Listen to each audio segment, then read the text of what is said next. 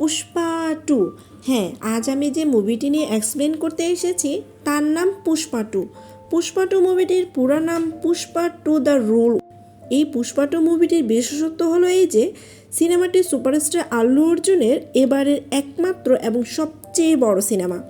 এই মুভিটি দেখার পর আমি এটা বলবো যে যদি আপনি পুষ্পা মুভিটি পছন্দ করে থাকেন তাহলে পুষ্পা টু মুভিটি অবশ্যই অবশ্যই পছন্দ করবেন, কারণ পুষ্পা টু মুভিটি পুষ্পা মুভির চেয়েও দারুণ। তো চলুন পুষ্পা টু মুভির গল্পটি শুরু করি, আর আপনারা সবাই ঘরে বসে উপভোগ করতে পারবেন পুরো সিনেমাটি। মুভিটির অসাধারণ এক একটা ডায়লগ আপনাকে এক মুহূর্তের জন্য চোখ ফেরাতে দেবে না। বাট মুভিটি শুরু করার আগে সবার কাছে আমার ছোট্ট একটা রিকোয়েস্ট, প্লিজ আমার এই ছোট্ট চ্যানেলটিকে সাবস্ক্রাইব ও লাইক কমেন্ট করে প্লিজ প্লিজ আমাকে সাপোর্ট দিয়ে পাশে থাকবেন। পুষ্পা টু সিনেমাটি ঠিক আগের গল্পে রেস ধরে শুরু হয়েছে, যেখানে পুষ্পার আধিপত্য শুধু ইন্ডিয়া না পুরো বিশ্বে ছড়িয়ে পড়েছে। পুষ্পা টু শুরু হওয়ার সাথে সাথে আমরা জাপানকে দেখতে পাই। এখানে জাপানের ইয়াকোহামা পোর্ট দেখানো হয়েছে এবং আমরা এখানে দেখতে পাই এই ইয়াকোহামা বন্দরে অনেক শ্রমিক জাহাজ থেকে কন্টেনার আনলোড করছিল, কিন্তু তারপর একটা কন্টেনার একটি ক্রেন থেকে নামানোর সময় নিচে পড়ে যায় এবং নিচে পড়ার সাথে সাথে দেখতে পাই কন্টেনারটি লাল চন্দন কাঠে ভরা ছিল। এটা দেখার পর তারা তাদের বসকে ডাকে এবং বস এখানে এসে লাল চন্দন দেখে বলে এটা কিভাবে সম্ভব, কেন লাল চন্দন তো বিনা অনুমতিতে এই পর্যন্ত আসতে পারবে না। এরপরও আমরা দেখতে পাই কন্টেনারের ভিতরে একটা মানুষ, যেটা আর কেউ নয়, সে হচ্ছে পুষ্পা টু এর নায়ক পুষ্পা। পুষ্পাকে সেখানে দেখে জাপানিজ আর্মিরা কিছু না বুঝে তার উপর আক্রমণ করে, যার জন্য পুষ্পাও তাদের উপর পাল্টা আক্রমণ করে। সেখানে দারুণ এক ফাইট মারামারির পর সেখানে কিছু লোক পুষ্পাকে জিজ্ঞেস করে তুমি এখানে কেন এসেছো। এটা শোনার পর পুষ্পা বলে সে এখানে তার পেমেন্ট নিতে এসেছে। পুষ্পা বলে ইন্ডিয়া থেকে লাল চন্দন কাঠ এখানে আসে, কিন্তু তারা পুষ্পাকে ঠিকঠাক পেমেন্ট দিচ্ছে না। এরই মাঝে আমরা দেখতে পাই জাপানিজ এক আর্মি পুষ্পার দিকে গুলি চালায়। এই গুলি সরাসরি পুষ্পার বাঁ দিকে গিয়ে কাঁধে লেগে যায়, যার জন্য পুষ্পা সোজা সমুদ্রে পড়ে যায়। আর তখনই আমরা পুষ্পার ছোটবেলার একটা দৃশ্য দেখতে পাই, যেখানে একটি বল নদীতে পড়ে গেলে সবাই পুষ্পাকে বলে সেই বলটা নদী থেকে তুলে আনার জন্য, আর সাথে এটাও বলে যদি তুই বলটা নিয়ে আসতে পারিস তাহলে আমরা মেনে নেব তোর পিতৃ পরিচয় আছে। এই কথা শোনা মাত্র পুষ্পা সাঁতার না জানা সত্ত্বেও পানিতে লাফ দেয়, আর তখনই সাথে সাথে পুষ্পার ঘুম ভেঙে যায়। আসলে পুষ্পা স্বপ্ন দেখছিল, আর এই স্বপ্নেরই বাস্তবায়ন হবে এই মুভিতে। এর পরের সিনে আমরা দেখতে পাই এলাকার সবাই চন্দন কাঠ সংগ্রহ করতে যাচ্ছে পুষ্পার হয়ে, আর এর মধ্যেই ছদ্মবেশে ওই শ্রমিকের সাথে জঙ্গলে যাচ্ছে এএসপি ভাওয়ার সিং। এটা মূলত ভাওয়ার সিং এর প্ল্যান ছিল সবাইকে প্রমাণ সহ হাতে নাতে ধরার জন্য। চন্দন কাঠ সংগ্রহ করার পর সবাই যখন পারিশ্রমিক নিয়েছিল তখন ওই লিস্টে পুলিশ অফিসারের নাম দেখে সবাই ভয় পেয়ে যায়। তখন ভাওয়ার সিং ছদ্মবেশ ছেড়ে বন্দুক বের করে সবাইকে সারেন্ডার করতে বলে এবং সাথে সাথে আরও পুলিশ অফিসার আসলে সবাইকে ধরে থানায় নিয়ে যায়। পুষ্পা এই খবরটা শোনার সাথে সাথে থানায় চলে আসে। থানায় আসার পর পুষ্পা তার শ্রমিকদের ছেড়ে দেওয়ার কথা বললে থানার অন্যান্য পুলিশরা তাকে জানায় এএসপি ভাওয়ার সিং তাদেরকে নিষেধ করে গিয়েছে শ্রমিকদের ছাড়ার জন্যে। যদি এএসপি ভাওয়ার সিং এর কথা অমান্য করা হয় তাহলে তাদেরকে চাকরি থেকে বরখাস্ত করা হবে।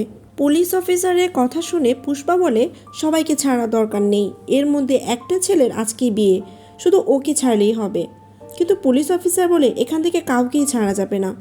এই কথা শোনার পর পুষ্পা বলে তোমাদের স্যালারি কত, তোমাদের সারা জীবনে যত স্যালারি পাবে তা সব আমি তোমাদের দিয়ে লোকদের নিয়ে যাব। আর এভাবে সারা জীবনের স্যালারি দিয়ে তারা ইনস্ট্যান্ট তাদেরকে রিটায়ার করতে বাধ্য করে। এরপর এসপি ভাওয়ার সিং এসে দেখতে পায় যে পুরা পুলিশ স্টেশন খালি। পুলিশ স্টেশনে না আছে শ্রমিকরা, না আছে পুলিশরা। পুষ্পা সব পুলিশদের কিনে নিয়েছে জানতে পেরে ভাওয়ার সিং একটু ক্ষুব্ধ হয়।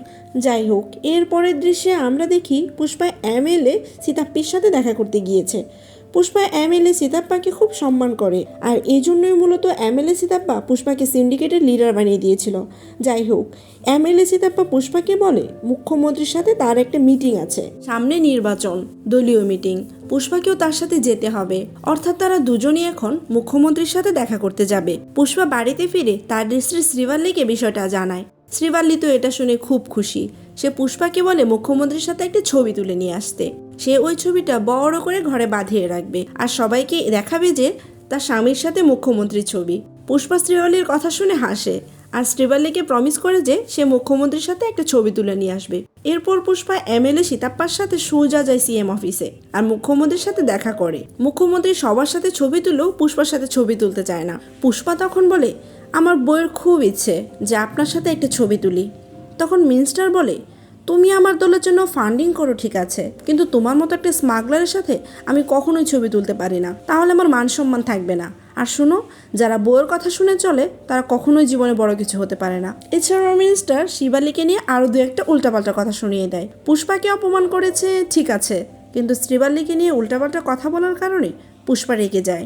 পুষ্পা সেখান থেকে বের হয়ে এমএলএকে বলে, আচ্ছা তুমি যদি কখনো সিএম হও তাহলে কি আমার সাথে ছবি তুলবে না? তখন এমএলএ বলে, কি যে বলো তুমি তো আমার ভাই, তোমার সাথে আমি কখনো এমনটা করতে পারি? তখন পুষ্পা বলে, আমি তোমাকে 500 কোটি টাকা দিব, যাকে যাকে কিনার কিনে নাও, কয়েকদিনের মধ্যেই তুমি হতে যাচ্ছ হোম মিনিস্টার, আর এখান থেকে বের হয়ে তুমি ডিরেক্ট মুখ্যমন্ত্রীর সাথে দেখা করতে যাবে, আর এর মধ্যে আমার যা করার সেটা আমি করে নিব। তখন এমএলএ মুখ্যমন্ত্রীর কাছে গিয়ে সিএম হওয়ার প্রস্তাব দেয়, আর এর মধ্যেই পুষ্পা এক সোফা ভর্তি টাকা মুখ্যমন্ত্রী ভাইয়ের কাছে পাঠিয়ে দেয়, আর এক সোফা মুখ্যমন্ত্রীর অফিসে পাঠিয়ে দেয়। টাকা দেখে মুখ্যমন্ত্রীর মুখ বন্ধ হয়ে যায়। এতগুলি টাকা মুখ্যমন্ত্রী আর তার ভাইকে দেওয়ার জন্য এমএলএ পুষ্পাকে বলে, কি দরকার ছিল এতগুলো টাকা দেওয়ার? সামনে তো আরো অনেক টাকার দরকার পড়বে। পুষ্পা তখন বলে, যত টাকা লাগে আমি দিব, এই খেলাটা এখন আর দেশের মধ্যে আটকে নেই, এই খেলাটা এখন ইন্টারন্যাশনাল খেলা হয়ে গেছে। এর আগে পুষ্পা 1 টন লাল চন্দন 1.5 কোটি টাকা বিক্রি করেছে মোরগানের কাছে। যদি এই চন্দন কাঠ ডিরেক্ট দেশের বাইরে বিক্রি করতে পারে তাহলে টন প্রতি 2 থেকে 2.5 কোটি টাকা সেল করতে পারবে। আর সেই ডিল করার জন্যই পুষ্পা একজন ইন্টারন্যাশনাল ডিলারের সাথে দেখা করতে যায়। ডিলার পুষ্পাকে দেখে একজন সাপ্রি স্মাগলার মনে করে আর ভাবে হয়তো 1-200 টন মাল দিতে পারবে। কিন্তু তখন পুষ্পা বলে, আমি তোমাকে 2000 টন চন্দন কাঠ দিব। এটা শুনে ডিলার তো অবাক হয়ে যায়, কেননা 2000 টন চন্দন কাঠের মূল্য 5000 কোটি টাকা। আর সবচেয়ে বড় চ্যালেঞ্জ হলো এমনিতেও পুলিশ ভাইবার সিং জোকের মতো লেগে আছে পুষ্পার পিছনে। এর মধ্যে সবার চোখ ফাঁকি দিয়ে 2000 টন চন্দন কাঠ বিদেশে ট্রান্সফার করা খুব একটা সহজ কাজ হবে না। পুষ্পা ছোট ছোট সব ডিলারদের কল করে আর বলে যার কাছে যত চন্দন কাঠ আছে সব ট্রান্সফার করার জন্য রেডি করতে। আর তখনই সেখানে আবির্ভাব ঘটে মঙ্গল সিনু আর তার বউয়ের। সিনেমার প্রথম পার্টে এই সিনুর বিজনেসটাই দখল করে নেয় পুষ্পা, আর সাথে সাথে সিনুর শ্যালককেও মেরে ফেলেছিল। সেই দিক থেকে মঙ্গল সিনু আর তার বউয়ের প্রধান শত্রু হচ্ছে পুষ্পা। পুষ্পার 2000 টন চন্দন কাঠের ডিলের কথা সিনু জানতে পেরেছে। এখন পুলিশ অফিসারের কাছে এসেছে সেই ইনফরমেশনটা দেওয়ার জন্য, কেননা সিনুর আর সেই ক্ষমতা নেই যে পুষ্পাকে আটকাবে। ভানুয়ার সিং এ কথা শোনা মাত্র চেকপোস্ট অ্যালার্ট করে দেয়, আর চন্দন কাঠ পাচারকারী একটা টিমকে ট্রাক সহ ধরে ফেলে। শুধু ধরেই ফেলে না, ট্রাক সহ চন্দন কাঠ পুড়িয়ে ফেলে আর সাথে সবাইকে মেরে ফেলে। সবাইকে মেরে ফেলাতে মঙ্গল সিনু অনেক রেগে যায়। তখন ভানুয়ার সিং বলে, যদি আমি এখান থেকে সবাইকে ধরে নিয়ে যেতাম তাহলে একটু পরে কেউ না কেউ তাদের থানা থেকে ছাড়িয়ে নিয়ে আসতো, আর এদেরকে মেরে ফেলার কারণে এখন সবার মনের মধ্যে আমার প্রতি ভয় কাজ করবে। মেরে ফেলার পরে সবার শেষকৃত করার জন্য পুষ্পা ছাড়া সবাই সেখানে চলে আসে। তখন মঙ্গল সিনু এমএলএকে বলে, পুলিশ অফিসার ভানুয়ার সিং আর পুষ্পার মধ্যে যে ঝামেলা সেটা যদি শেষ না হয় তাহলে আমাদের একসময় এভাবে মারা যেতে হবে, আর এভাবে যদি চলতে থাকে তাহলে পুষ্পাকে সিন্ডিকেট প্রেসিডেন্টের পর থেকে সরিয়ে ফেলুন। এমএলএ এটা কখনোই চাইবে না, কারণ পুষ্পার যদি কোনো ক্ষতি হয় তাহলে সে নিজেও সেফ থাকতে পারবে না। আর এটা সমাধান করার কথা চিন্তা করে সে পুলিশ অফিসার ভাওয়ার সিং এর কাছে যায়। এমএলএ এসে প্রথমে 10 কোটি টাকা অফার দেয় ভাওয়ার সিংকে, কিন্তু ভাওয়ার সিং তার অপমানের কথা কখনোই ভুলতে পারবে না। সেখানে 10 কেন 100 কোটি টাকা দিলেও সে তার সম্মান ফিরে পাবে না। তখন ভাওয়ার সিং বলে, যদি পুষ্পা এসে আমাকে সরি বলে তাহলে আমি আমার সাথে ঘটে যাওয়া ঘটনাটা ভুলে যেতে পারবো। এটা শুনে এমএলএ খুশি হয়ে যায়, আর সে বলে, আমি যেভাবেই হোক পুষ্পাকে রাজি করাবো, তুমি পার্টি আয়োজন করো।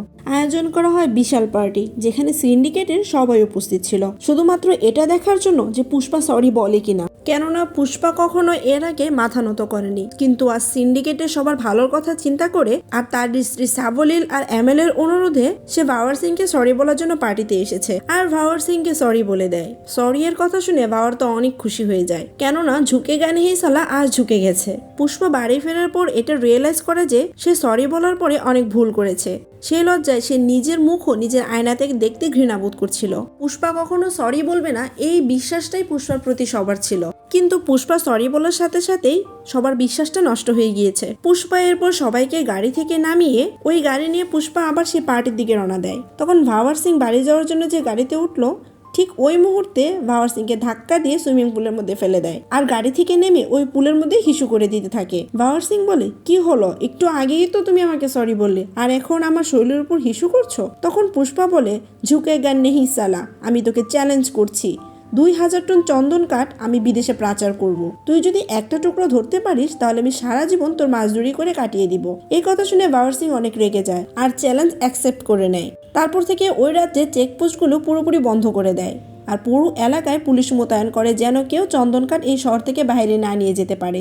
এরপর ভাওয়ার সিং একটা ব্রিজের উপর দাঁড়িয়েছিল আর খেয়াল করে যে নদীতে কোনো পানি নেই। ঠিক একটু পরে দেখতে পায় যে বিশাল আকারের একটি ট্রাকের সারি শুকানোর পথ দিয়ে চলছে। তখন পুলিশও গাড়ি নিয়ে শুকনো নদীর উপর দিয়ে ট্রাকের পিছু নিতে থাকে। ট্রাক যখন নদীপথ থেকে জঙ্গলের মধ্যে প্রবেশ করে তখন ওই সুইচ গেট থেকে পানি ছেড়ে দিলে পুলিশের সব গাড়ি পানির নিচে তলিয়ে যায়। তবে ভাওয়ার সিং সেখান থেকে বের হয়ে আসে এবং অনেকগুলো গরুর গাড়ি নিয়ে ট্রাকের পথ বন্ধ করে দেয়। তখন সবাই পুষ্পার কথা অনুযায়ী ট্রাক থেকে নেমে তাদের জীবন বাঁচায় আর ভাওয়ার সিং সে ট্রাক ভর্তি চন্দন কাঠ ধরে ফেলে। ভাওয়ার সিং ট্রাক ভর্তি চন্দন কাঠ ধরতে পেরে আনন্দে নাচতে শুরু করে, কেননা পুষ্পা বলেছিল সে যদি এক টুকরো চন্দন কাঠ ধরতে পারে তাহলে পুষ্পা আর কখনো এই কাজ করবে না এবং সাথে শ্রমিকের মতো জীবনযাপন করবে। কিন্তু মঙ্গল সিং জব্দ করা চন্দন কাঠগুলো ভালো করে দেখতে পায় এগুলো আসলে কোনো চন্দন কাঠই না। এটা শোনার পর ভাওয়ার সিং এর হাস্যোজ্জ্বল মুখ কালো হয়ে যায়। এর মধ্যে বাইরে থেকে অনেকগুলো গরুর ঘন্টার আওয়াজ শুনে ভাওয়ার সিং বাইরে এসে দেখে কাল রাতে যে গরুর গাড়িগুলো দিয়ে ট্রাক আটকিয়েছিল ওই গাড়িগুলো নিয়ে পুষ্পা দেখা করার জন্য এসেছে। পুষ্পা বলে এই গাড়িগুলো চন্দন কাঠ দিয়ে বানানো। এর মানে হলো ভাওয়ার সিং চালান হাতে পেয়েও চিনতে পারেনি। পুষ্পা আরও বলে, আমি 2-1 দিনের মধ্যে বাকি সব চন্দন কাঠগুলি বর্ডার পার করব, পারলে আটকাও। এরপর পুষ্পার ফ্যামিলি সবাই কালী পূজা উদযাপন করার জন্য মন্দিরে যায়। মন্দিরে যেতেই মাথা ঘুরে পড়ে যায় তার স্ত্রী শিবাল্লি এবং শিবাল্লি তখন জানতে পারে সে প্রেগন্যান্ট। এটা জানার পর পুষ্পা শাড়ি পরে মা কালীর রূপ ধারণ করে আর তাণ্ডব শুরু করে দেয়। এমন দেখে শ্রীবালি বলে, তোমার কি হয়েছে? তখন পুষ্পা বলে, আমি কালী মাতার কাছে একটা কন্যা সন্তান চাই। ছেলে হলে আমি তো বংশ পরিচয় দিতে পারবো না, যদি মেয়ে হয় তাহলে অন্তত বিয়ে করানোর পর তার স্বামীর বংশ পরিচয় সে পাবে। ওই মুহূর্তে পুষ্পার বাস্তির সাথে ওখানে থাকা কিছু ভকাটে ছেলেরা র্যাগিং করতে থাকে। এটা দেখে পুষ্পা অনেক রেগে যায়। এরপর ভকাটে সব ছেলেদের সে ইচ্ছা মতো পিটায়। এরই মধ্যে তখন পুষ্পা সৎভাই সেখানে চলে আসে। নিজের মেয়েকে পুষ্পা বাঁচিয়েছে তার জন্য কৃতজ্ঞতা স্বীকার না করে উল্টা পুষ্পাকেই বলে, তুমি এ বাড়ির জন্য যত কিছু করো না কেন তুমি কখনো তোমার বংশ পরিচয় পাবে না। এই কথা শুনে শিবালি তখন অনেক রেগে যায়। সে পুষ্পার সৎভাই মুরুলিকে অনেকগুলো কথা শুনিয়ে দেয়।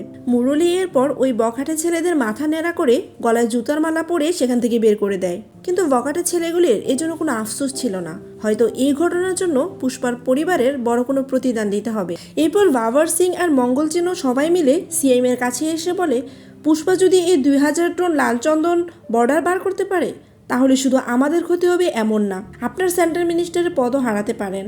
সে যদি এই টাকা অন্য কারোর উপর ফান্ডিং করে তাহলে কনফার্ম আপনাকে আপনার চেয়ার ছেড়ে দিতে হবে। এটা শুনে সেন্ট্রাল মিনিস্টার তার পাওয়ার আরও বাড়িয়ে দেয় আর কোনোভাবেই যেন চন্দন কাঠ বর্ডার পার করতে না পারে সেই ব্যাপারে নির্দেশ দেয়।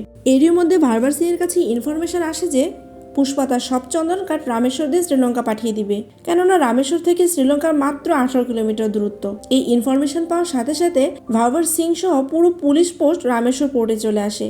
কিন্তু অনেক চেষ্টা করার পরেও সমুদ্র পোর্টে চন্দন কাঠ যাওয়া আটকাতে পারলো না, কেননা যে বোটে করে চন্দন কাঠ যাচ্ছিল সেই সবগুলো বোট ছিল মাছ ধরার বোট।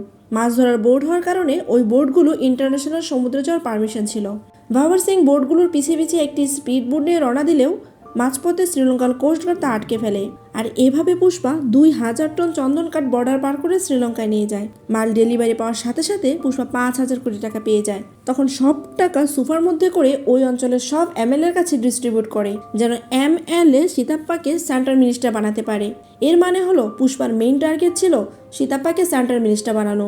ভাওয়ার সিং এত চেষ্টা করেও পুষ্পাকে আটকাতে পারে না। পুষ্পার মতো একটা ছাপড়ি স্মাগলারের কাছে বারবার হেরে যাওয়াটা সে মেনে নিতে পারছিল না, তাই অনেক মদ খেয়ে সেই নকল চন্দন কাঠের গোডাউনে আগুন লাগিয়ে দেয় এবং সে ওই গোডাউনের মধ্যেই থেকে যায়। এতে করে বোঝা যায় যে ভাওয়ার সিং লজ্জায় আগুনে পড়ে ওখানে মারা গেছে, কিন্তু ভাওয়ার সিং এর কোনো লাশ দেখানো হয়নি।